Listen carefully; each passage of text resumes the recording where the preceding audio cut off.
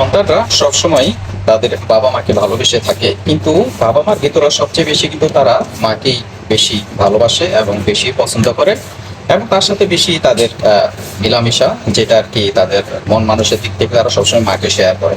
কারণ বাবাকে একটু অপছন্দ করে থাকে সন্তানরা এই জন্য, কারণ বাবা সবসময় শাসন করে। কিন্তু বাবা হচ্ছে এমন একটা বটবৃক্ষ, যে এই বটবৃক্ষ শুধু একদিক থেকে ছায়া দেয় না, সন্তানদেরকে চতুর্দিক থেকে ছায়া দেয়। ফ্যামিলি থেকে শুরু করে লেখাপড়া, চাকরি বাকরি, ব্যবসা বাণিজ্য, তার টোটাল লাইফটাই কিন্তু বাবা একজন বটবৃক্ষ হিসেবে কিন্তু তাকে সন্তানদেরকে ছায়া হিসেবে দান করে। কিন্তু সন্তানরা বাবাকে একটু কেন ফিল কম করে এবং একটু মানে কম পছন্দ করে, তারা কেন একটু কম ভালোবাসে? কারণ বাবা একটু বেশি শাসন করে। কারণ বাবা যদি সন্তানদেরকে সত্যিকার অর্থে যদি শাসন ঠিকমতো না করে, তাহলে সন্তান কখনো সঠিকভাবে মানুষ হয় না। সেই জন্য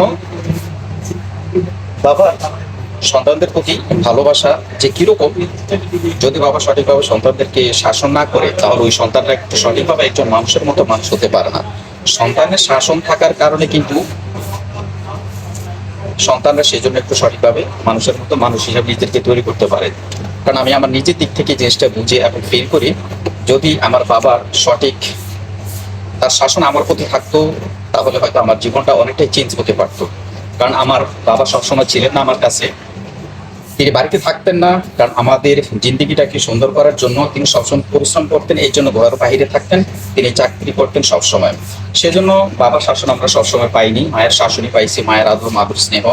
সেজন্য বাবাকে এজন্য যদিও একটু কম ফিল হয়, কিন্তু তারপর অবশ্যই বাবাকে ভালোবাসি, কারণ বাবার ভালোবাসা সেটা কোনো দিক থেকে কম ছিল না।